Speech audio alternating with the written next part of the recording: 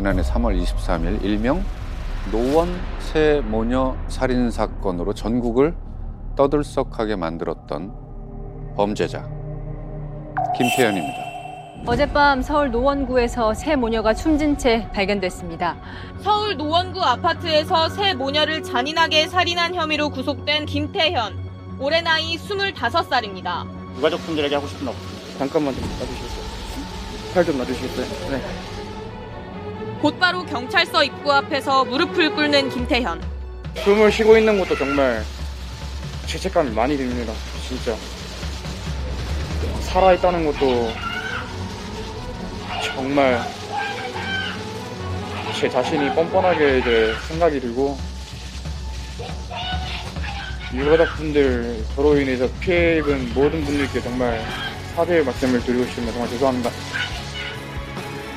고개를 숙이고 쏟아지는 질문에 같은 말만 반복합니다. 근데 왜 죽였나요? 죄송합니다. 피해 여성분 스토킹한 혐의 인정하시나요? 죄송합니다. 기자들이 마스크를 벗을 수 있냐고 묻자 잠시도 주저앉고 마스크를 벗습니다.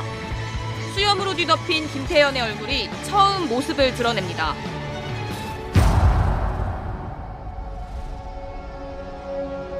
퀵 배달 기사로 위장해서 집에 침입해서 살인을 저질렀다고. 왠지 이별 통보 받고 피해자의 집에 찾아가서 부모까지 살해한 그 장재진이라고 있었잖아요. 맞아. 그게 좀 생각나는데. 네네. 비슷한 비슷하죠. 그래서 이제 언론에서도 그 김태현하고 장재진 사건을 이제 같이 언급하는 경우가 많이 있었습니다. 근데 사실 뭐 전혀 다른 사건이고요. 장재진 이야기는 뭐 오늘 이제 뭐 변론으로 하고 김태현만 놓고 보자면 굉장히 어처구니 없는 이유로 정말 살인을 저질렀습니다. 단순히 이 세 모녀만을 살해했다는 사실 외에도 범행 전 과정에 걸쳐서 도저히 참 이해할 수 없는 행동들이 중간중간에 많이 나타납니다. 아무튼 김태현은 20년 전에 아버지가 세상을 떠난 뒤에 서로를 보듬고 의지해주며 살던 정말로 다정한 세 모녀를 한날에 무참히 살해했습니다. 대체 왜 이런 비극적인 일이 일어났는지 2021년 3월 23일 사건 당일로 돌아가 보겠습니다.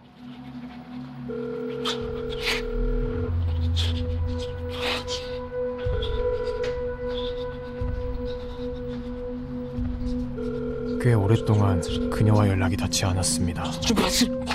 전화도 안 받고 문자도 답이 없고 불안에 미칠 것만 같았습니다.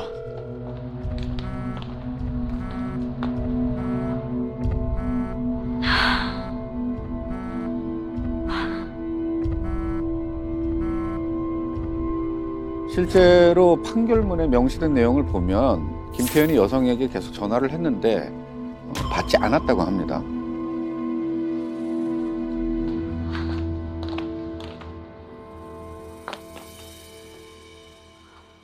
뭐야? 집에 찾아오지 말라고 했잖아. 결국 그 여성과 만났는데요. 김태현은 무려 7시간을 기다려서 저 여성과 저렇게 만나게 되었다고 합니다. 내 전화 왜 안 받아? 말했잖아. 다시 나한테 연락하지 말라고. 왜 자꾸 내 연락 피하는 건데? 내가 너한테 뭘 그렇게 잘못했냐고. 됐어. 더 이상 너랑 할 얘기 없어.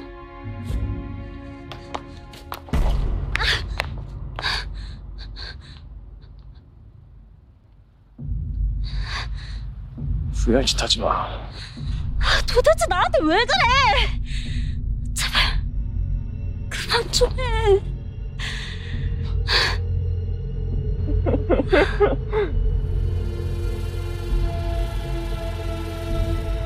야, 너 다른 남자 생겼냐?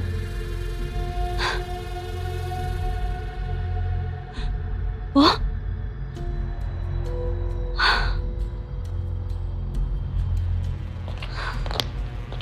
야, 박선미! 여자친구가 화가 많이 났나 봅니다.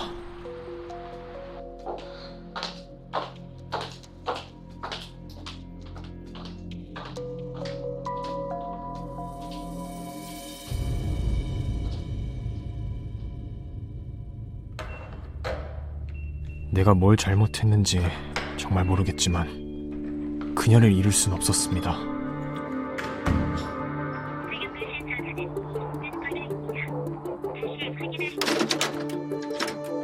다음 날도 그 다음 날도 나는 계속해서 여자친구를 찾아갔습니다. 하지만 그녀는 번번이 나를 피했습니다. 자기 번호 때문에 안 받으니까 공중전화로 하나 봐요. 실제로 공중전화를 이용해서 연락을 했다는 게 판결문에 명시가 되어 있습니다. 심지어 휴대폰 번호까지 바꾸며 나를 차단하자 더 이상 참을 수가 없었습니다.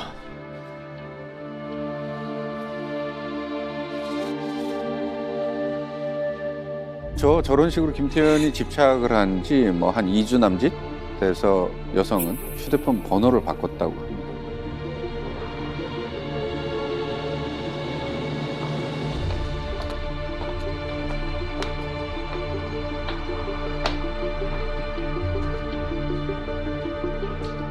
대체 나를 왜 피하는 건지, 진심으로 사랑한 나를 왜 이렇게까지 철저히 무시하는 건지 직접 만나 어떻게든 해명을 듣고 싶었습니다. 뭐야?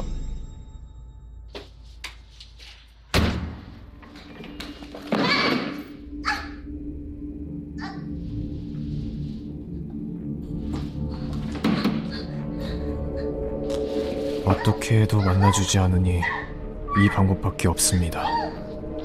여자친구 몰래 그녀의 집에 들어가 있는 것. 이제 대답을 들을 차례입니다. 나한테 왜 그랬는지. 조용히 해. 네가 어떡해? 너 설마 휴대폰 내놔.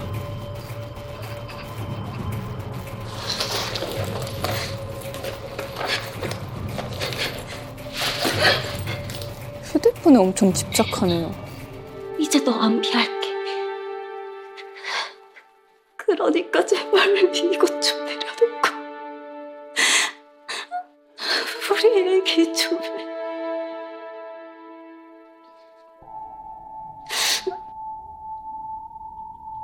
정말 난 피할 거야?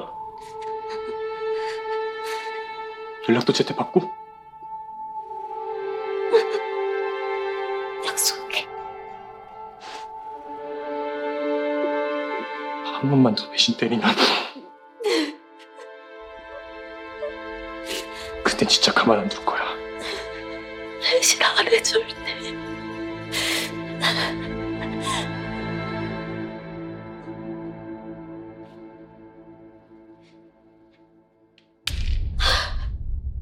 이제야 내 말을 순순히 들어주더군요. 그러게 이러기 전에 만나줬으면 좋았을걸. 태연아,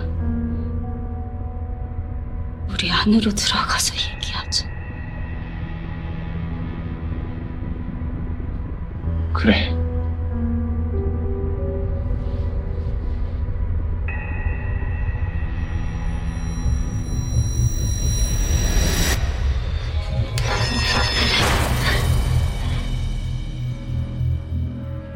그녀가 또 나를 속이고 배신했습니다. 이게 끝까지 배신 때리네. 내 폰 내놔. 왜? 나 찌를 자신은 없고 경찰에 신고하게?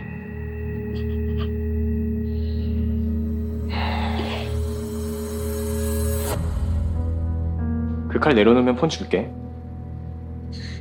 그걸 내가 어떻게 믿어? 난 너처럼 배신 안 해.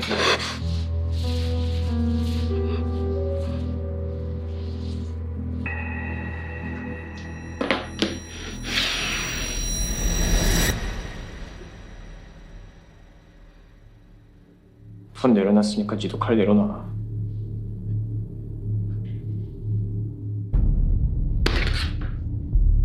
우리 얘기 좀 할까?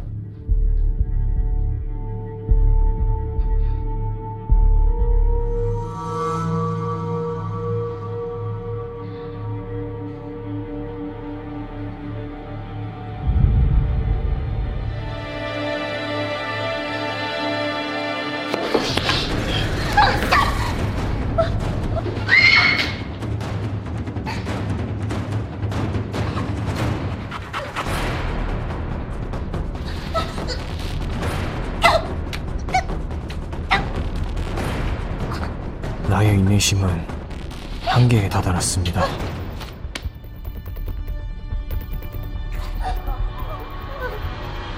죽일 만큼 사랑했던 그녀에게 알려주고 싶었습니다. 우리 사랑은 죽어서도 계속될 거라고.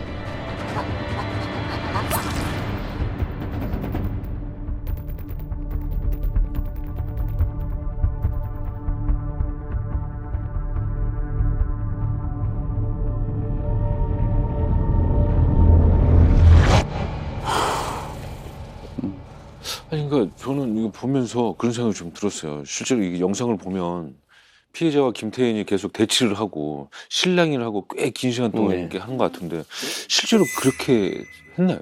네, 지금 드라마 속의 피해자는 그 세 모녀 중에 첫째 딸입니다. 네. 첫째 딸이고 3월 23일 밤이죠. 11시 반경에 귀가해서 현관문을 열었는데 이제 집에서 기다리고 있던 김태현과 맞닥뜨리게 됐고 약 20분에서 25분 동안 저렇게 실랑이를 벌였다고 합니다. 근데 김태현 진술에 따르면 그 현관문이 열리고 나서요. 피해자가 들어오자마자 한 손에 흉기를 쥐고 피해자를 위협해서 휴대폰을 낚아챘다 이렇게 얘기를 하고 있습니다. 그리고 김태현이 피해자를 바닥에 넘어뜨린 뒤에 정강이와 목을 흉기로 찌르게 됐다고 합니다. 공격의 방식이나 피해자의 방어 흔적, 그다음에 공격한 부위를 보면 이것은 아주 오랫동안 계획을 준비하고 그 현장에서도 피해자의 저항을 제압하려는 우발적인 상황이 아니다라는 것을 우리가 알 수 있는 단서가 되겠습니다. 피해자가 김태현을 보자마자 뭐 굉장히 침착하게 대화를 시도한 것도 그렇고 이 둘은 인연이 있었던 걸로 보이거든요. 우선 그 세 모녀 중에 둘째 딸은 김태현과는 전혀 모르는 사이입니다. 얼굴도 한번 본 적이 없는 사이고요. 첫째 딸하고만 인연이 있었습니다. 사실 근데 이 첫째 딸도요. 김태현과 오랜 친분이 있었던 것은 아니고 알고 지낸 지 4개월 만에 이 사건이 발생을 하게 됩니다. 근데 4개월 동안 무슨 일이 있었길래 어머니의 동생의 본인까지 이렇게. 사실 사건 당시에는 네. 뭐 일부 언론에서는 둘이 원래 연인 사이였다 뭐 이렇게 보도도 하고 했지만 맞아요. 뭐 이거는 사실과는 다릅니다. 김태현이 재판 과정에서 이런 표현을 썼습니다. 우린 잠재적 연인이었다. 아니 잠재적 연인이라는 얘기를 또 처음 들어보지만 네. 아니 연인이면 연인이지 잠재적 연인 앞으로 사귈 거야 뭐 이런 거는 무슨 말이에요 이게? 썸이었다는 거. 실제 법정 진술을 네. 저희가 한번 들여다보겠습니다. 피해자와는 무슨 사이였습니까? 말했잖아요. 잠재적 연인 관계였다고. 잠재적? 그게 무슨 뜻이죠? 잠재적 뜻 모르세요? 말 그대로 잠재적 연인 관계였다고요. 연인 전 단계를 말하는 건가요? 네. 그렇게 생각하는 이유가 뭔가요? 제 생일 때 문화상품권도 선물해주고 저랑 단둘이 술을 마신 적도 있었으니까요. 보통 친구 사이에도 그 정도는 하지 않나요? 우린 달라요. 제가 하나 결정적인 거 말해줄게요. 언제였더라. 제가 사는 게 너무 힘들어서 한번 울었는데 선미가 저한테 어떻게 행동했는지 아세요? 이렇게 제 손을 잡아주면서 위로해 주더라고요. 이게 연인 관계 아닌 뭔가요? 저 상황을 보니까 더 어이가 없는 게 그러니까 그 자기는 그냥 우린 썸이었다 이렇게 뭐 말하고 싶은 건가요? 내가 봤을 땐 굉장히 망상이 심한 것 같아. 많이 심한 것 같아요. 뭐 선물 한 번 해주고 뭐 힘들다고 뭐 한 번 만나주고 손 한 번 잡아줬다고 이거 연인은 아니잖아요. 근데 아마 지금 뭐 다들 모든 분들이 같은 생각이실 겁니다. 근데 수사를 진행했던 이 수사관들도 평소에 이제 뭐 남자친구, 여자친구를 구분하지 않고 누가 힘들다 그러면 잘 위로해주는 이런 그 사람이었다고 하는데 그래서 이렇게 그 다른 이성들에게도 격이 없이 대해주는 것에 대해서 모르느냐 라고 이 김태현에게 물었더니 네. 그냥 죄송하다는 말로 회피해버렸다고 합니다. 결국은 뭐 잠재적이라는 표현을 쓴 것만 봐도 본인 스스로의 판단과 생각이었지 상대방의 의사는 전혀 여기에 개입되지 않았다는 것을 알 수가 있습니다.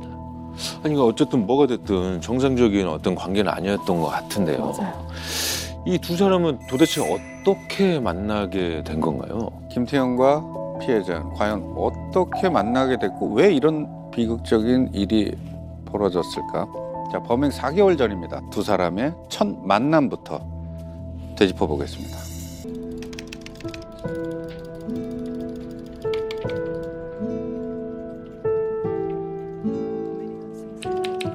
우린 2달 전 SNS에서 처음 만났습니다. 그녀가 올린 게임 파트너를 구한다는 글을 보고 내가 연락을 했고 게임이란 공통점이 있는 우린 금세 가까워졌습니다. 김태현과 피해자는 이제 뭐 성격도 잘 맞고 게임 호흡도 좋았다. 그래서 자주 게임 같이 했다라고 하는 것은요. 김태현이 일단 진술은 하고 있습니다. 나이스! 와, 드디어 이겼다. 아, 선미야, 하이파이.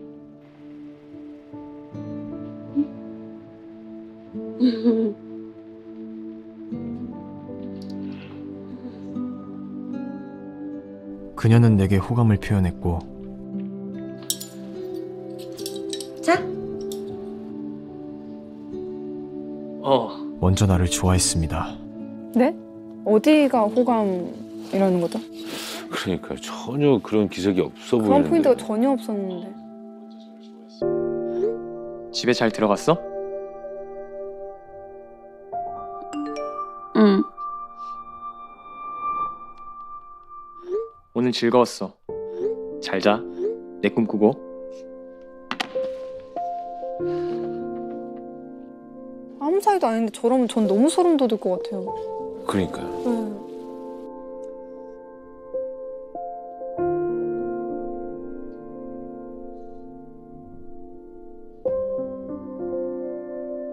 자고 있나?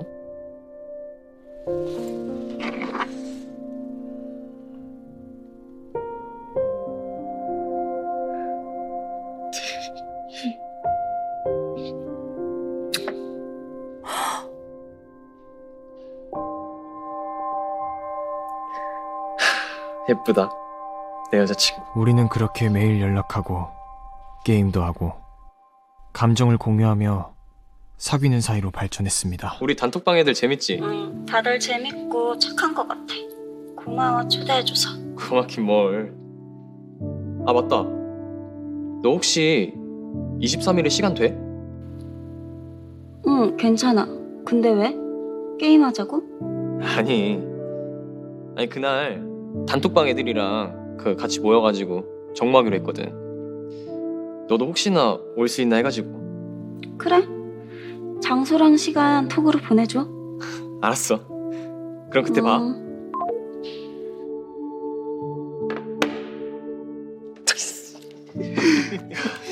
사랑스러운 내 여자친구. 그녀를 내 친구들에게도 자랑하고 싶었습니다.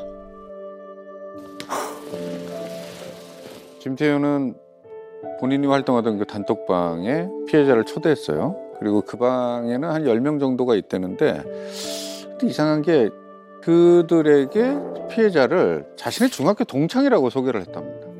왜요? 굳이? 그러니까 뭐 중학교 친구라고 소개를 하면은 주위 사람들도 자신의 그 오래된 친구니까 뭐 함부로 대하지 못할 거라고 생각을 했겠죠. 뭔가 다른 꿍꿍이가 있어서 그렇게 한 것 같은데.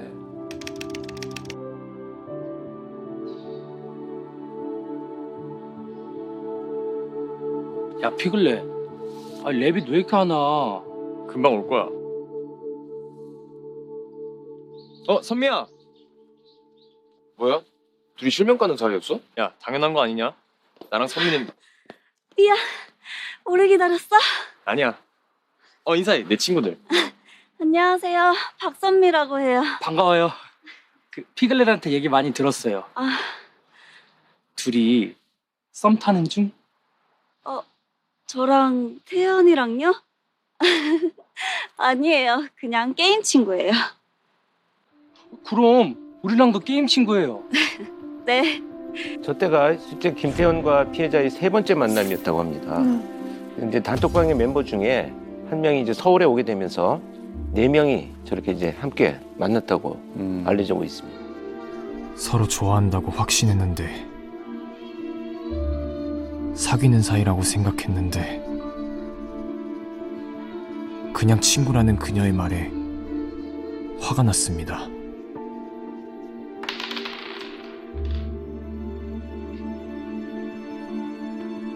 자기가 먼저 꼬셔놓고 이게 뭐 하자는 건지.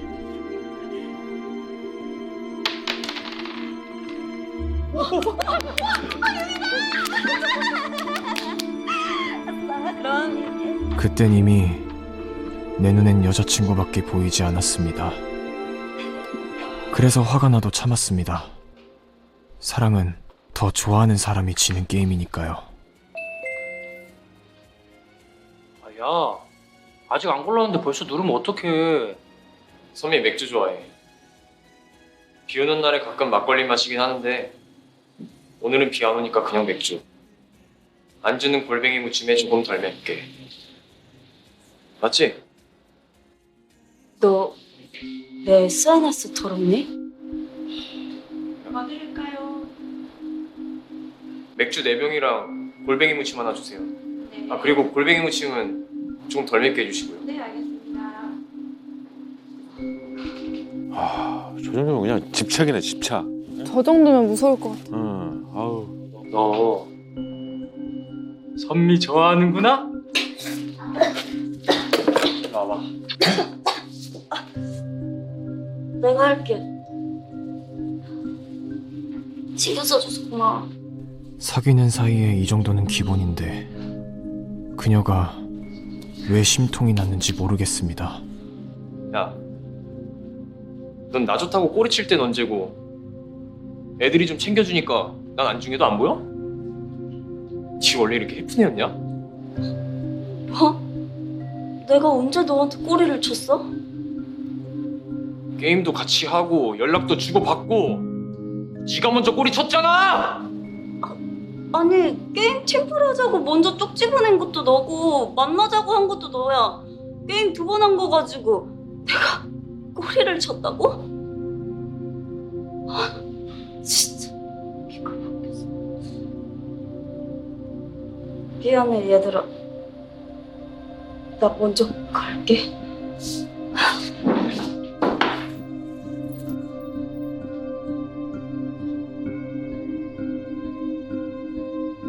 헐. 상처 준 사람이 누군데, 왜 나한테 화를 내는지 이해가 되지 않았습니다. 야, 어디가?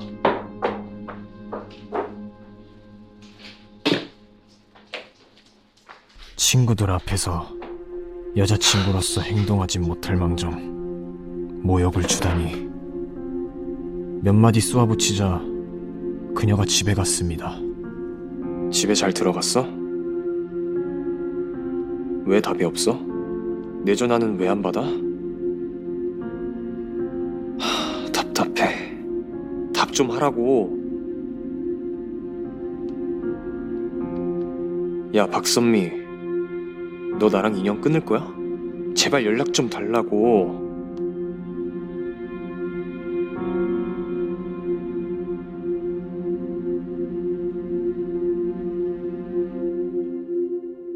다른 연인들처럼 시간 지나면 괜찮을 줄 알았는데, 여자친구는 화를 풀지 않았습니다. 메신저에서 저를 차단까지 하더군요.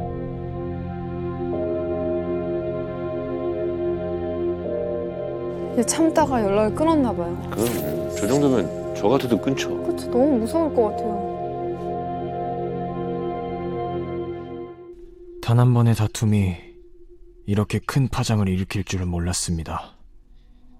하지만 이렇게 헤어질 수는 없었습니다.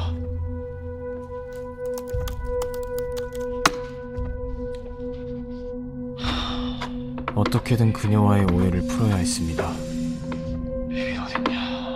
다행히 게임할 때 사용하던 채팅 앱에 그녀가 접속해 있더군요. 설마 너 나 차단했냐? 이렇게까지 노력했는데 그녀는 계속 나를 무시했습니다. 다른 방법을 찾아야 했습니다. 계속 이렇게 피할 거면 단톡에서 나가. 이렇게 말하면 단톡방에서 나가기 싫어서라도 화해할 줄 알았는데 제 착각이었습니다. 다들 그동안 고마웠어요.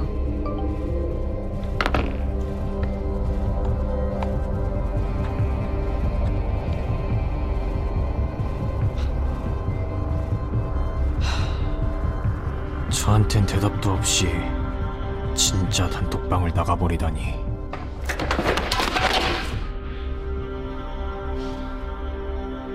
친구들에게 원망 듣기 싫어서 나도 단톡방을 나왔습니다. 딱 한 번만 만나면 틀어진 이 관계를 예전처럼 돌려놓을 자신이 있었습니다. 우리는 다툰 거지 헤어진 게 아니니까요. 고객이 전화를 받지 않아 삐 소리 이후 음성 상담으로 연결됩니다. 왜 이렇게 전화를 안 받아? 하지만 해명할 기회조차 주지 않는 건 심했습니다. 슬슬 분노가 일기 시작했습니다.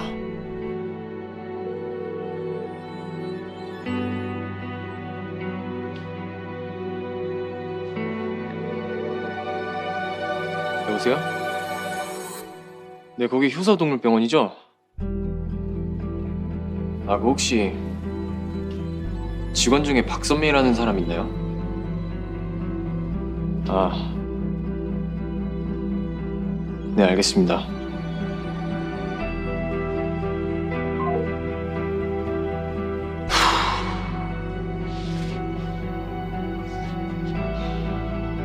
그래, 네가 안 만나주면 내가 만나러 갈게. 그녀가 동물병원에서 일한다는 사실을 알아내 여기저기 전화를 돌려봤지만 찾을 순 없었습니다. 그래서 이 김태현 범죄의 가장 큰 특징이 바로 이 스토킹입니다. 저렇게 이제 피해자에 집착을 하게 되면 나와 그 피해자가 연결될 수 있는 고리가 정말로 끊어졌다라고 생각을 하면 상대방이 그 여성이 갖고 있는 삶의 모든 것들을 파괴해버리려고 하는 이런 시기의 감정을 갖기 때문에 결국은 극단적인 경우가 된다면 죽여서라도 내가 소유하겠다 뭐 이런 아주 그 왜곡된 판단을 하게 되죠. 근데 좀 정말 이게 좋아하는 것과 스토킹이라는 거의 차이를 좀 분명히 했으면 좋겠어요. 네, 그럼요. 네. 자, 본인은 사랑이라고 생각했고 또 그렇게 얘기를 했지만 끔찍한 범죄였던 김태현의 스토킹. 그 시작부터 한번 되짚어 볼 겁니다. 네. 김태현은 2020년 11월경 피해자가 SNS에 올린 게임 같이 할 사람 구해요 라는 이 글에 댓글을 달면서 연락을 주고받기 시작합니다. 온라인에서 이렇게 메시지를 몇 차례 주고받았고요. 또 함께 게임을 했던 두 사람은 2달 뒤에 오프라인에서 첫 만남을 갖습니다. 자, 그리고 김태현은 이 첫 만남에서부터 피해자에게 호감을 느꼈다고 합니다. 김태현은 피해자하고 이제 오프라인에서 총 3번의 만남을 가졌고요. 2번째까지는 게임을 마친 이후에 식사를 하는 것처럼 단둘이. 근데 그 단둘이 어떤 그 데이트를 하기 위해서 만난 것이 아니고 그냥 게임을 같이 하는 사람 동료로서 2번을 만났다 이렇게 되어 있고요. 3번째는 같이 게임을 하던 다른 멤버들까지 이렇게 4명이 그 드라마에서 나온 것처럼 같이 만났다 이렇게 지금 되어 있습니다. 근데 식사 도중에 이제 자기가 아니고 이제 다른 멤버와 장난치는 모습, 막 즐겁게 웃고 화가 나서 피해자와 결국 말다툼을 시작을 하게 되죠. 근데 사실은 아까 이제 드라마에서도 보셨다시피 그런 상황에서 욱하는 모습까지 보여줬으면 피해자 입장에서는 이 친구 좀 이상한데? 라고 네. 느꼈을 것 같아요, 바로. 네, 그 지점인 것 같아요. 피해자도 뭔가 좀 이상하고 네. 좋지 않은 기분을 느꼈겠죠. 그래서 그날 이후부터 네. 김태현을 차단했습니다. 그러니까요. 그리고 김태현은 바로 그때부터 스토킹을 시작했습니다. 이 피해자가 이제 그날 다투고 나서 화가 나서 그냥 단순히 내 전화를 안 받는 것이겠구나 이렇게 생각을 하고 끈질기게 전화를 하고 메시지를 보내게 됩니다. 그럼에도 불구하고 이제 끝없이 그 자신이 보낸 내용에 답신이 오지를 않으니까 게임 유저들이 사용하는 메신저를 이용해서 다시 시도를 하고요. 피해자 채팅에 성공을 하게 되니까 김태현은 왜 내 전화를 안 받느냐, 지난번 멤버들하고 단톡방에서 나가라고 이렇게 요구를 하고요. 결국은 그런 다툼 끝에 피해자는 인사말만 건네고 그냥 나와버리죠. 그러니까 앞뒤 상황을 모르니까 단톡방 멤버들은 이제 놀랐겠어요. 그렇죠. 갑자기 네. 나가버리니까. 근데 김태현도 그게 신경이 쓰였는지 그래 내가 그 피해자를 힘들게 했어. 다 내 잘못이야. 피해자는 항상 나한테 큰 힘이 돼줬는데 뭐 술 마시고 내가 피해자한테 말실수를 했어. 내 입으로 직접 단톡방에서 나가라고 했어. 네. 책임을 지는 게 맞다고 봐. 뭐 이런 메시지를 남기고 김태현도 퇴장을 합니다. 피해자한테 나가라고 하고 자기도 나갔다고요? 자, 자기가 지금 이 피해 여성이 단톡방을 나간 것에 대해서 자기가 설명을 하고 있잖아요. 네. 내가 지금 저 여성과 어떤 관계에 있고 내 말 한마디로 이 여성은 나갈 만큼 나와의 관계를 갖고 있다는 것을 계속 지금 어필한 거죠. 어필을 하고 있고요. 네. 그다음에 자신이 타당당했는데도 이렇게 단톡방까지 나가라고 하니까 당연히 더 연락이 될 리가 없죠. 그렇죠. 그런데 다른 채팅 프로그램을 또 알아내서 시도를 합니다. 그래도 피해자가 이제 연락이 안 되니까 그 다음엔 결국 어떻게 해야 될까요? 사실 일반적으로는 그냥 포기해야죠. 당연하죠. 아니 죄송한데 진짜 전에 진작에 포기했어야죠. 네. 그냥. 그렇죠. 제가 이 지경까지 오기 전에 이미 상대방의 의사를 자기가 알았어야 됩니다. 네. 그런데 직접 찾아가는 방법을 선택을 합니다. 근데 이게 너무 저는 아직도 신기한 게 그 주소를 어떻게 알아낸 거예요? 이것도 무슨 정교하게 찾아낸 건 아닌 것 같아요. 김태현이 그 피해자의 집 주소를 알아내려고 대단히 여러 가지 방법을 썼는데 의외로 단서가 너무 쉬운 곳에서 나왔어요. 바로 피해자와 이전에 주고받았던 메시지. 메시지에 그게 예. 있나? 이전에 주고받았던 그 메시지에 따로 저장을 했던 그 택배 주소가 있었대요. 그러니까 흔히 얘기하는 스크린샷 이미지를 자기가 따로 저장을 해놓은 거예요. 어떻게 해요, 그렇지? 이제 피해자의 주소를 알아낸 김태현이 결국 집으로 찾아갑니다. 이때가 범행 2달 전이었었는데요. 오후 2시부터 무작정 집 앞에서 기다리기 시작을 합니다. 아무튼 결국 그렇게 밤 9시 반까지 집 앞에서 기다리다가 피해자를 만나게 됩니다. 아니 오후 2시에 기다리기 시작해서 밤 9시 반까지면은 거의 한 7시간 반 뭐 이렇게 기다린 거 아니에요. 그리고 잠깐도 자리를 안 떴을 거 아니에요. 언제 들어갈지 모르니까. 그렇죠. 네. 정말 이때 김태현이 다시 이제 자신하고 연락할 것을 종용을 합니다. 이렇게 만나서. 근데 피해자는 뭐 당연히 완강히 거절을 하고 이미 내가 다 어떤 그 여러 차례 방법을 통해서 당신한테 의사표현을 했다. 완강히 이제 의사표현을 하죠. 이렇게라도 찾아온 김태현이 상대방의 의사를 정말 본인의 입으로 확인을 했으면 멈추었어야 되는데 당하죠. 오히려 더 이제 심해지기 시작을 합니다. 이제 뭐 집 앞에서 무작정 기다리는 거는 너무 당연해졌고 예를 들어서 다른 사람의 핸드폰을 빌려서 전화를 한다든지 아니면 또 말도 안 되는 이유죠. 뭐 회비를 정산하자 뭐 이러면서 전화, 메시지, 뭐 채팅 뭐 이렇게 정말 끝도 없이 연락을 하면서 피해자를 괴롭힙니다. 이게 피해자가 너무 힘드니까 그 지인에게 이런 얘기를 나눈 메시지예요. 집 갈 때마다 더 적은다. 네. 나 나중에는 소리 질렀잖아. 나한테 대체 왜 그래? 너무 끔찍했나 봐요. 그렇습니다. 이 내용도 역시 마찬가지. 진짜로 좀 많이 무섭네. 나 옛날에 스토킹 당한 적 있어서 그거 걔도 아는데 왜 그런 건지 이해가 안 되네. 저 옛날에 또 스토킹 경험이 또 있으시니까 더 무서우셨을 것 같아요. 그러니까 그게 아까 했던 말이 엄포가 아니라 실제로 스토킹 당한 적이 있었었고. 네네. 실제로 이제 김태현을 만나기 전에 스토킹을 당했던 경험이 있었습니다. 김태현도 이제 이 사실을 알고 있었고요. 피해자는 그 김태현이 도를 넘어서니까 예전에 내가 그 스토킹 피해를 당할 때 고소를 했었다. 네. 이렇게 이제 경고를 하죠. 근데 그러면 그 경고를 받고 김태현은 뭐라고 했나요? 피해자의 경고는 전혀 의미가 없는 거죠. 이 사람 입장에서는 오직 후회할 짓은 하지 말랬는데 안타깝다. 잘 살아봐. 이런 메시지. 그냥 내가 이제부터 내가 말을 전달한 것에 대해서 반응하지 않는 것을 처벌할 거야. 이런 내용의 함축된 메시지를 보내기 시작을 하죠. 피해자는 결국 휴대폰 전화를 바꿉니다. 이걸 보면 마치 그런 것 같아요. 뭐 네가 뭐라 하든 나 그냥 계속 스토킹 할 거야. 전화까지 바꿨는데 집착이 이제 더 심해졌겠어요. 그러니까. 네, 그리고 김태현의 집착에 더욱 불을 지른 일이 생깁니다. 김태현은 피해자와 관련된 모든 것들을 이렇게 알아보던 중 그 게임 멤버 중 한 사람의 SNS를 또 뒤지게 되죠. 네. 그리고 그 SNS를 통해서 자신만을 빼놓고 이 셋은 같이 논다라는 사실을 알게 됩니다.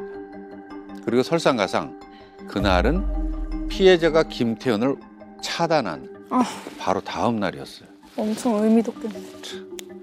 아니 안 그래도 그때 그 장난치던 남자 때문에 피해자와 다투 멀어졌다고 생각했을 텐데 속으로 열불이 진짜 났겠어요. 근데 참 황당한 거는 법정에서 김태현이 이런 말을 하기도 했습니다. 나도 피해자다. 도대체 이 말이 어떤 의미로 우리가 해석을 해야 될까요? 이 피해자가 자신은 차단하고 다른 멤버들을 만난 사실을 알게 되는 순간에 그 따돌림을 당했다는 배신감이 이제 그 분노로 바뀌게 되죠.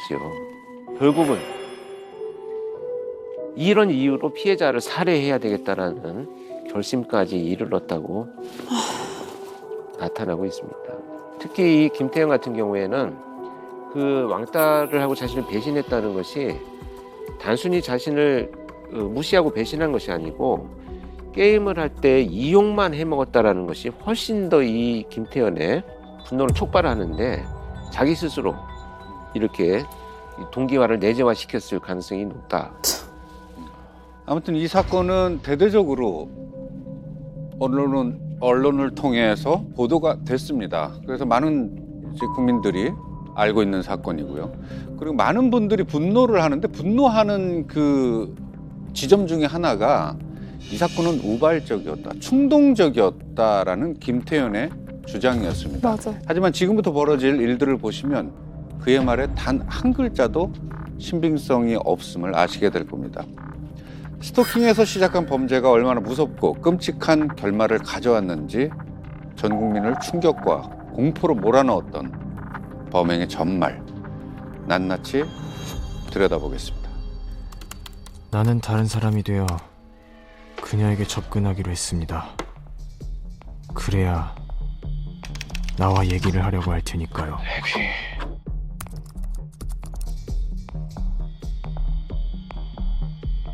드디어 게임에 접속한 그녀를 찾아냈습니다.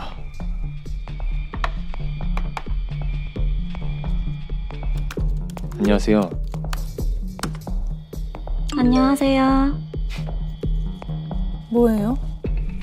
그러니까 다른 게임 아이디로 지금 피해자를 속이고 접근을 하는 겁니다. 왜 저래 진짜. 저랑 팀플 하실래요? 네, 좋아요.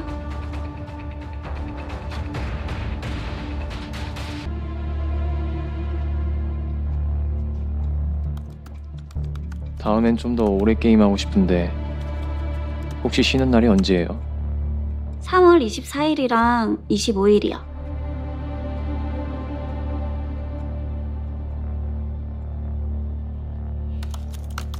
네. 그럼 24일에 또 팀플해요. 네. 드디어 그녀가 걸려들었습니다. 바보 같은 그녀는 내가 왜 쉬는 날을 물었는지도 모르겠죠.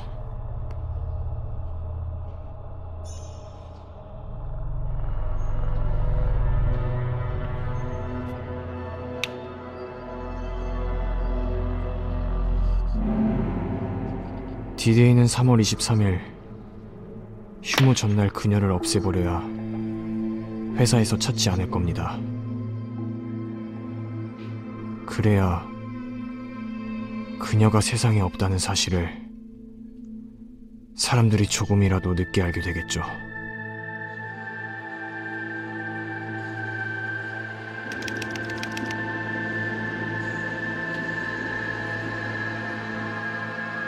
모든 준비는 완벽해야 했습니다. 거사에 필요한 도구들은 모두 훔치기로 했습니다. 왠지 내 돈 주고 그런 걸 사기엔 꺼림칙하더라고요. CCTV와 주인의 시선을 피해 아무도 모르게 필요한 물건들을 훔쳐가지고 나왔습니다. 신용카드 구매 기록이 남지 않아야 누구도 날 의심하지 않겠죠. 그래야 쉽게 잡히지 않을 테니까요.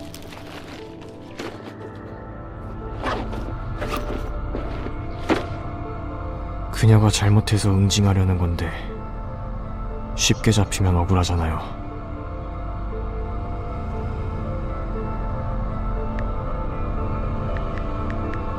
쉽게 죽이는 방법도 연구했습니다.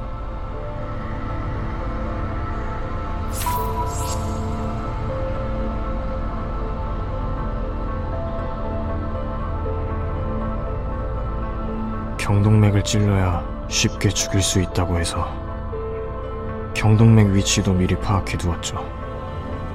한치의 실수도 없이 계획은 실행되어야 합니다.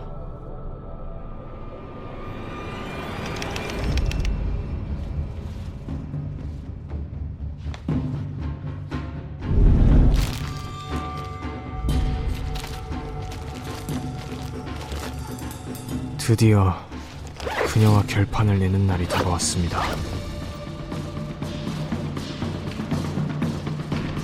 그녀가 날 왜 이렇게 밀어낸 건지 그 이유가 듣고 싶었습니다. 아주 오랜 시간 대화를 나누고 싶었습니다. 그래서 그녀의 집에서 결판을 내기로 했습니다. 집에 있을지도 모를 그녀의 가족들이 의심하지 않게 택배기사로 위장했습니다.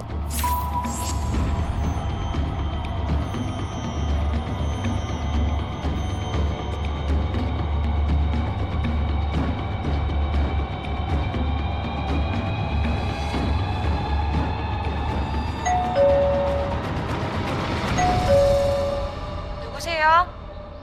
배달 왔습니다. 문 앞에 두고 가주세요. 문도 안 열어주는 그녀의 동생. 계획대로 되지 않아 짜증이 났습니다. 집에 뭐 시켰어? 노노. 몽키게 왔다는데 네 거 아니지? 퀴? 노노. 이상하다.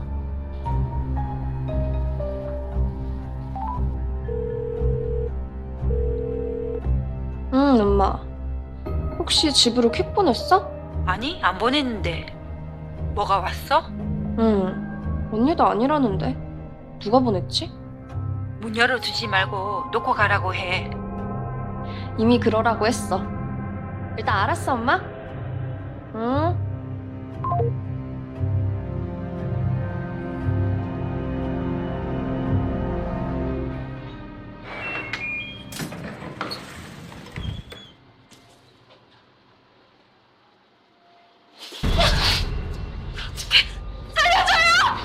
조용히. 깜짝이야. 아우, 안 가고 기다리고 있었네. 아우.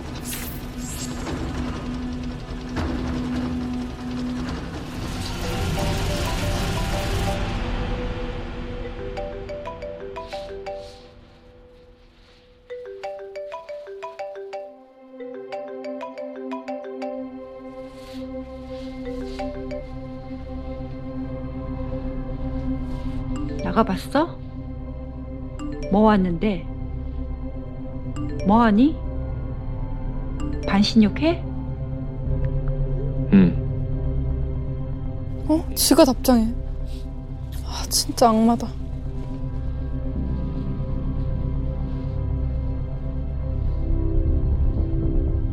혹시라도 그녀의 어머니가 의심하지 않게 답장도 보냈습니다. 모든 게 완벽했죠.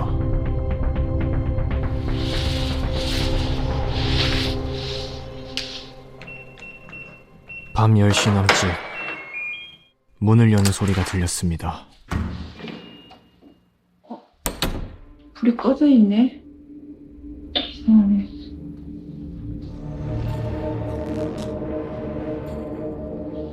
선아야.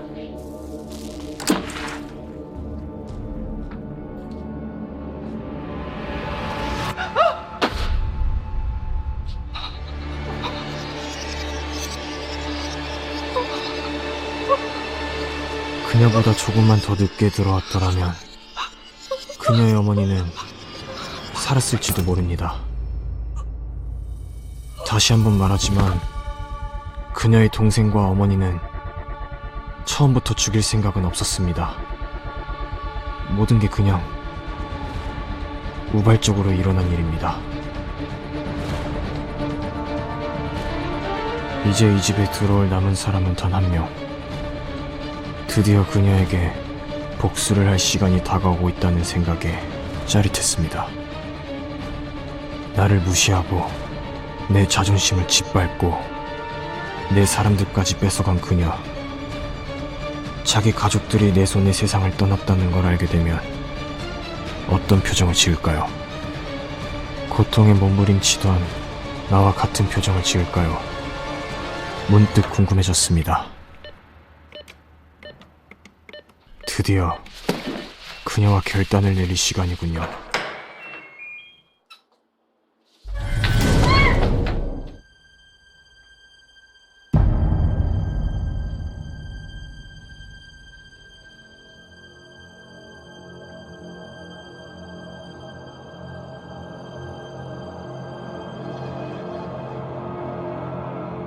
끝까지 나를 배신했던 그녀.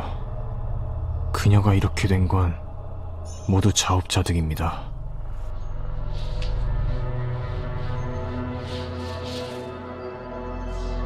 난 그녀의 SNS에서 나와 관련된 사람들과의 인연을 모두 끊어버렸습니다.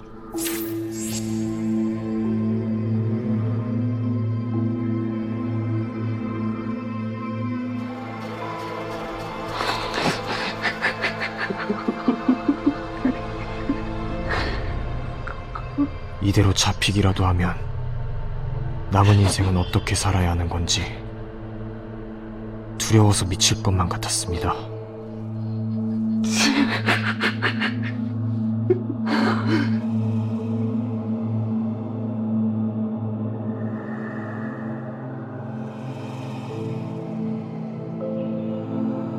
그래서 나도 그녀의 뒤를 따라가려고 극단적인 선택을 했습니다.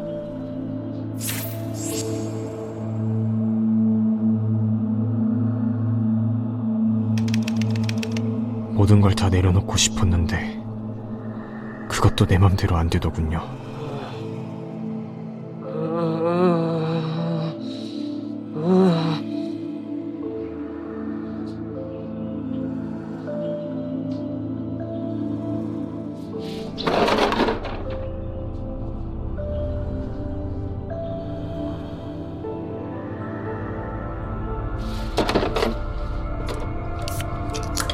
살겠다고 몸이 저절로 움직이는 걸 보니 사람의 생존 본능이라는 게 참 신기하다는 생각이 들었습니다.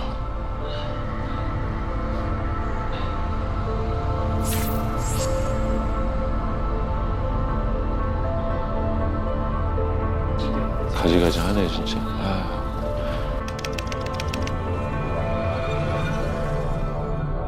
그러다 또 두려움이 몰려와 다시 극단적인 선택을 했습니다.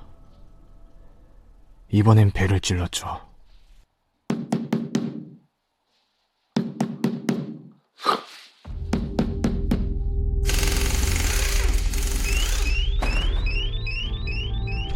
문 앞에 들이닥친 경찰 소리를 들으니 두려움에 미칠 것만 같았습니다. 감옥에서 평생을 썩느니 차라리 죽는 게 낫다는 생각이 들었죠. 이렇게 자살 시도까지 한 제게 선처라도 베풀어 주셔야 하는 거 아닙니까?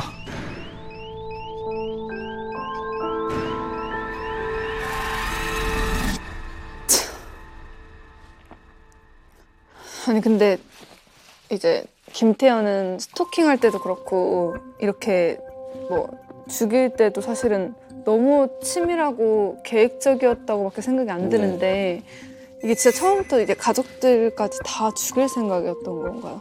현장을 분석한 정황이나 증거들을 통해서 볼 때는 본인만 우발적이었다라고 주장을 하는 것이고요. 우발적이었다는 부분이 조금도 없습니다. 정말 다시 봐도 아무것도 없어요. 우발적이었던 부분이. 그러니까 청테이프, 결박과 제압 이미 3명을 한꺼번에 같이 범행을 대상으로 선정하겠다는 의도가 있어요. 그렇지 않고 피해자 단순히 자신을 차단한 그 큰 언니만 공격을 하려고 했다면 이런 범행 도구가 필요 없습니다. 그리고 충분히 집에 새 모녀가 살고 있다는 걸 알면서 집으로 간 거잖아요. 장소를 범행 장소를 집으로 정한 거잖아요. 네, 맞습니다. 바로 그 점이죠. 왜냐하면 피해자를 얼마든지 공격할 수 있는 장소는 많았어요. 네. 그럼에도 집으로 갔다는 것은 우발적이라고 하는 자신의 주장이 전혀 설득력이 없는 거죠. 이게 어머니가 첫 번째 피해자인 네. 동생과 주고받았던 수신 기록, 발신 기록, 그리고 메시지의 기록입니다. 나가 봤어? 뭐 왔는데 답이 없잖아요. 뭐하니? 반신욕해? 라고 질문까지 했습니다. 그런데 응이라고 답을 했습니다. 우발적으로 살인했다라고 주장을 하는 그가 이렇게 태연하게 그 다음을 준비하는 대답을 합니다. 그러니까요. 이건 제 다음을 엄마를 안심시켜서 집으로 어쨌든 오게 하려는. 그렇죠. 통화 목록을 보시면 네. 실제로 현관문 열기 직전 5시 42분까지 통화를 한 것으로 확인이 됐어요. 진짜. 그 이후에는 메시지에 답변도 없고 평상시와는 다르게 한마디로 응이라는 짧은 단답형의 메시지만 오니까 어머니가 이제 7차례에 걸쳐서 딸에게 전화를 겁니다. 결국 통화는 되지를 않았죠. 뭐 김태현이 처음서부터 이 세 모녀, 저 집안 사람 모두를 다 죽이겠다를 생각했는지는 뭐 알 수 없습니다. 하지만 김태현이 범행 일주일 전부터 살인을 위해서 자기 머릿속으로 시나리오를 그렸고 준비를 한 거는 확실합니다. 드라마에서도 보셨겠지만 김태훈은 지금 다른 게임 계정으로 피해자에게 접근을 네. 해서 가장 먼저 파악을 합니다. 휴무일. 왜 그랬을까요? 피해자가 언제쯤 뭐 쉬는 날을 파악을 해야 또 그 다음에 동선을 또 파악할 수 있고 뭐 집에 있을 수도 있고 그러니까 뭐 그런 걸 판단하기 그렇죠. 위해서. 당연히 그렇게 쉽게 생각하는데 네. 정작 김태현은 피해자의 휴무일은 3월 24일, 25일을 두고 그러네요. 하루 전인 3월 23일에 범행을 저지릅니다. 철저한 계획이 수립되었다는 부분을 여기서 또 확인을 할 수가 있는 건데요. 회사를 나가지 않더라도 누군가 급박하게 찾지 않을 것이다 라는 계획을 하고 이제 그런 날을 고른 것인데 사실 직장에 하루 정도는 안 나올 수 있지만 이틀 정도 안 나오면 보통 그 직장 동료들이 찾거나 집에 가보거나 하거든요. 이렇게 되면 이제 경찰에 신고가 되니까 그 이틀을 앞두고 이렇게 살해를 저질렀죠. 검거가 늦어지는 동안에 자신은 충분히 멀리 도피할 수 있을 것이다. 증거를 인멸할 시간을 네. 확보할 수 있을 것이다. 이렇게 이제 그 판단을 한 것인데 사실 좀 어리석은 거는 직장 동료만 있는 게 아니잖아요. 휴일에는 당연히 이제 그동안의 게임을 같이 자주 했던 친구들도 연락을 하고 주변 친구. 친한 친구들 특히 이렇게 톡을 보내면서 내가 지금 스토킹을 또 당하고 있다라고 하는 친한 친구들이 있을 텐데 그런 것들 다 무시한 거죠, 사실은. 그러니까. 자, 그런데 치밀하게 범행 날짜 그리고 장소까지도 생각했던 김태현은 막상 범행 당일 피해자의 집으로 먼저 가지 않습니다. 피해자가 즐겨 찾는 PC방을 먼저 가는 모습이 포착되어서 의문을 낳기도 했습니다. 범행을 저지르기 직전 큰딸이 자주 들르던 PC방에 다녀간 모습이 확인됐습니다. 검은 옷에 검은 마스크를 쓴 한 남성이 걸어갑니다. 노원 세모녀 살인사건 피의자인 김태현입니다. 사건 당일 세모녀가 사는 아파트 도착 30여 분 전 인근 PC방으로 가는 모습입니다. 검은색 마스크를 쓴 김태현이 건물 복도로 들어섭니다. 그로부터 13분 뒤 주위를 살피며 왔던 길로 나갑니다. 김태현은 PC방에 들어간 뒤에도 컴퓨터를 켜지 않고 화장실로 향했습니다. 근데 저기서 약간 의문인 게 PC방은 왜 간 거예요? 확실히 회사에 있는지 또는 휴무가 시작되기 때문에 뭐 일찍 나와서 이제 뭐 게임을 하고 있는지 이런 것들, 그러니까 피해자의 동선을 확인하기 위해서 들렸을 완벽하게. 것이다 이렇게 보여집니다. 자, 김태현이 준비한 거는 또 있습니다. 범행 사흘 전 자신의 집 앞 생활용품점에서 범행 도구인 청테이프 그리고 장갑, 물티슈를 절취한 겁니다. 그리고 또 특이하게 자기가 범행 당일날 그 피해자의 집 마트에서 칼이죠. 네. 이것도 절취를 해요. 그러면서 자기가 마시는 음료수는 또 현금으로 계산을 합니다. 이거는 무슨 심리인가요? 아니면은 그 범행에 쓰일 도구를 돈 주고 사는 게 꺼림직하다라고 하는 건 내가 잡힐까봐 두려워서 훔쳤습니다와 같은 내용입니다. 엄청. 아주 단순하죠, 그냥. 그래서 이 밖에도 이제 여러 가지 증거가 더 있는데요. 네. 퀵배송원으로 이제 그 위장을 할 때 이 종이 상자도 미리 다 챙겨오는 거고요. 범행 후에 만약에 피가 묻는다면 갈아입을 바지까지 다 챙겨왔습니다. 무엇보다 그 계획범죄라고 하는 것을 알 수 있는 지점은 네. 살해 살해 방법, 이것을 미리 다 계획했다는 거예요. 네, 그 세 모녀 다 칼로 찔렀잖아요. 단순히 그러니까 아까 보셨던 것처럼 드라마에서처럼 단순히 칼로 찔린 게 아니고 모두가 목 부위 자상, 그러니까 경부의 자상이 있었는데 다 우연이 아니고 김태현이 이제 쉽게 주의는 방법, 또 뭐 이비인 효과 이런 것들을 검색을 해서 경동맥이 훼손될 경우에 사람이 굉장히 치명상을 입는다라는 것을 이미 다 검색한 흔적들을 수사팀에서 발견을 합니다. 그러니까 이거는 저항해서 죽였다, 뭐 반항해서 죽였다 이런 것이 아니고 이미 이 모든 것이 계획범이었다는 걸 다시 한번 알려주는 이런 상황이 되겠죠. 자, 결국 김태현은 피해자와 연락이 되지 않는다라는 피해자 친구의 신고로 네. 검거가 됩니다. 범행 현장에 계속 머물렀던 김태현은 경찰이 문을 여는 소리를 듣고 자신의 목을 수차례 칼로 찌른 뒤에 정신을 잃었습니다.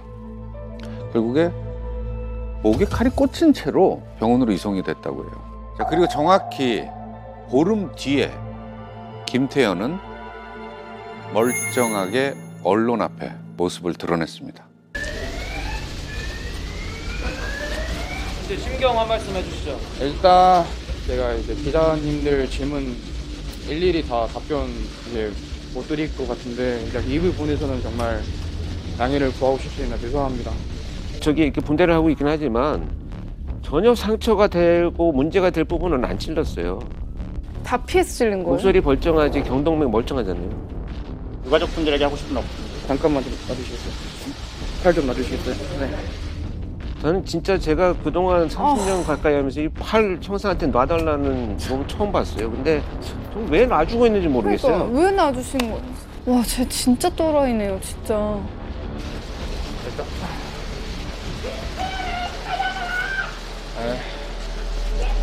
이렇게 뻔뻔하게 눈 뜨고 있는 것도 숨을 쉬고 있는 것도 정말 죄책감이 많이 듭니다.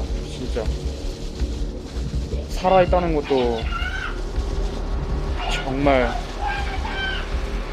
제 자신이 뻔뻔하게 이제 생각이 들고 유가족분들 저로 인해서 피해 입은 모든 분들께 정말 사죄의 말씀을 드리고 싶습니다. 정말 죄송합니다. 근데 왜 죽였습니까? 근데 왜 죽였나요? 죄송합니다. 피해 여성분 스토킹한 혐의 인정하시나요? 죄송합니다.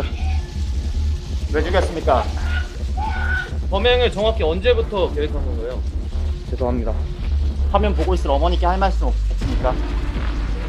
볼 명목이 없습니다, 솔직히. 마스크 한번 벗어줄 생각 없어요?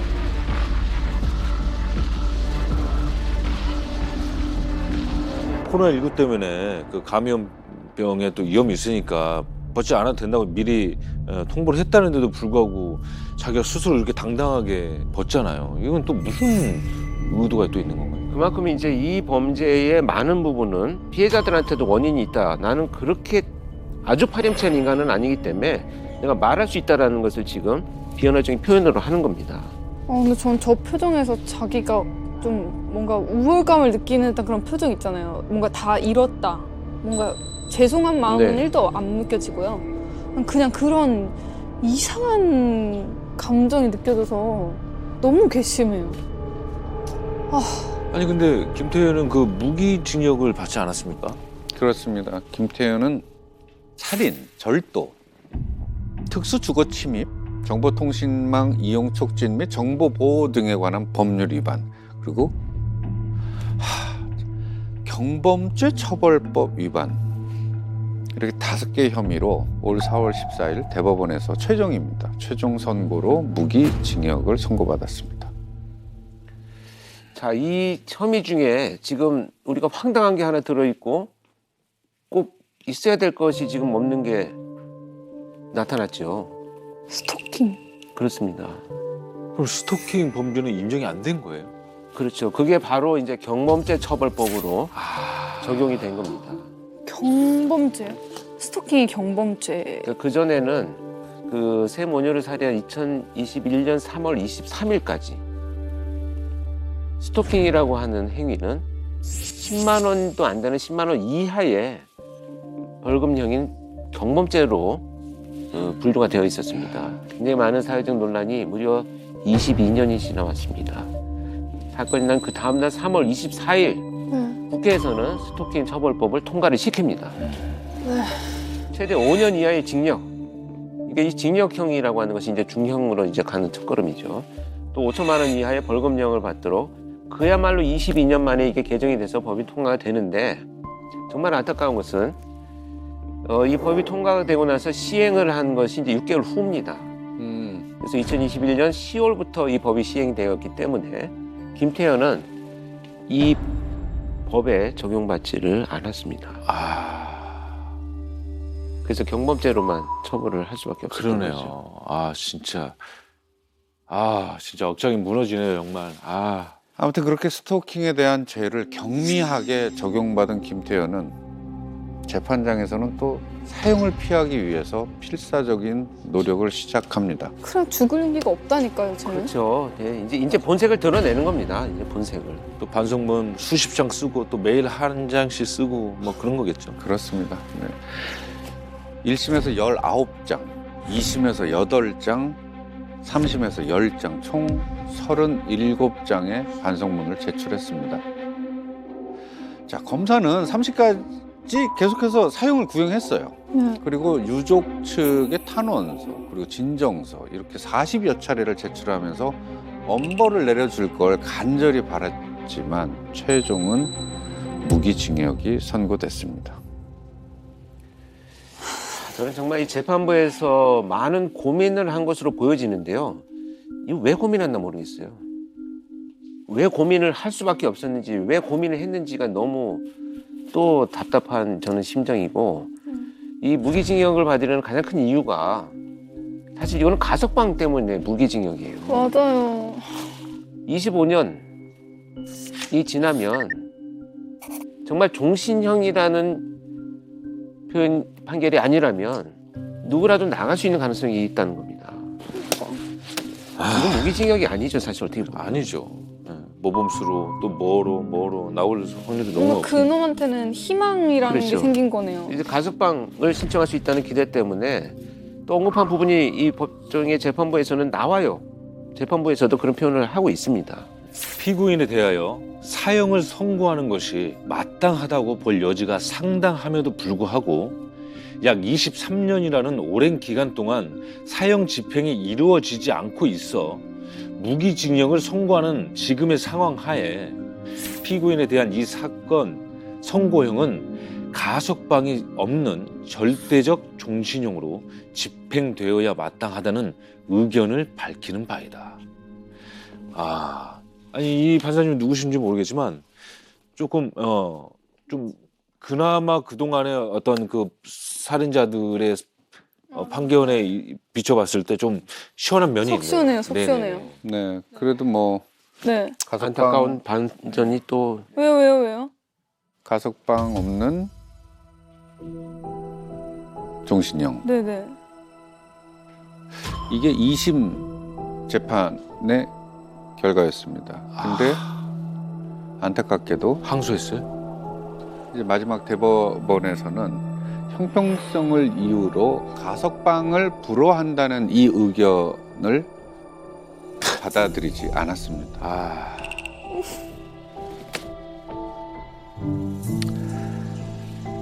게임에서 만난 여성의 호의를 결국 호감으로 착각했습니다. 그래서 스토킹하고 결국 죽음으로 이르게 하고 단란했던 한 가정을 처참하게 무너뜨린 살인범 김태현. 취재 과정에서 김태현이 피해자 외에도 과거 스토킹 이력이 2건이나 더 있음이 확인이 됐죠. 네. 첫 번째 상대는 김태현이 19살 때 동네에서 만난 중학교 1학년 남학생이었습니다. 그리고 두 번째 상대는 피해자를 만나기 9개월 전 역시나 게임에서 만난 한 20대 여성이었습니다. 2020년 4월이죠. 여자 화장실에서 그 침입을 해가지고요. 네. 변기를 밟고 올라가서 옆칸에 들어온 피해자를 내려다볼 목적으로 침입을 해서 체포가 된 이후에 벌금 200만 원. 2021년 3월에는 한 여성에게 발신자 표시 제한으로 전화를 수없이 반복해서 뭐라고 통화를 했냐 하면 성적인 어떤 그 암시를 주는 신음소리를 계속 내어서 전화 테러죠. 그냥 전화 테러. 이런 범죄를 저질러서 또 벌금 200만 원의 약식 명령을 받은 전력이 있습니다. 그러니까 제가 말씀드린 대로 지금 이런 살인범들은 성범죄 잘로 시작을 합니다. 자, 여기서 더 주목해야 될 거는 김태현이 지금 말씀 주신 저렇게 막 신음소리를 내면서 저런 짓을 해서 벌금형 판결을 받은 날짜가 2021년 3월 10일이에요. 그리고 불과 2주도 지나지 않아서 우리가 오늘 다룬 세 모녀를 살해한 사건이 벌어집니다. 잠재적 연인이다 뭐 어쩌 이러면서 애써 사랑으로 그 시작을 포장하려고 했지만 결국은 피해자를 스토킹하고 또 다른 여성에게도 끊임없이 정말 변태적 피해를 입힌 파렴치한이었습니다. 진짜 무슨 생각으로 살았던 걸까요? 지금 알려진 범행만 이 정도면은 알려지지 않은 이 범죄는 또 얼마나 많았겠어요. 많았을 것 같아, 진짜. 만약 김태현이 그 첫 번째 스토킹 범죄를 저질렀을 때 제대로 된 처벌을 받았더라면 오늘 저희가 만난 이 사건이 정말 다른 결과가 나올 수 있었을까요?